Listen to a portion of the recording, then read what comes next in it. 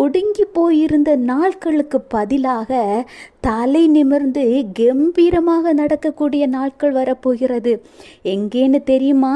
உங்களை குறை சொல்லி, உங்களை குற்றம் சொல்லி, உங்கள் மீது இல்லாத பொல்லாத பழிகளை போட்டு உங்களை கண்ணீர் வடிக்க வைத்து எல்லாராலும் அவமானப்பட்ட நிலையில் இருந்தீர்கள் அல்லவா? அவர்கள் கண் முன்னே ஆண்டவராகிய இயேசு கிறிஸ்து உங்கள் தலையை நிமிர்த்த போகிறார். நீங்கள் தலை நிமிர்ந்து நடக்கத்தான் போகிறீர்கள். உங்கள் மேல் விழுந்த பழிகள் மாறப்போகிறது. ஆண்டவராய் இயேசு கிறிஸ்துவிடம் சொல்லுங்க, நீங்க என் தலையை உயர்த்த போகிற கிருபைக்காக நன்றி. எங்கள் கொம்பு உம்முடைய தயவினால் உயரும் என்று விசுவாச அறிக்கை இடுங்க. விசுவாசித்தால் அற்புதத்தை காண்பீங்க. Have a blessed day.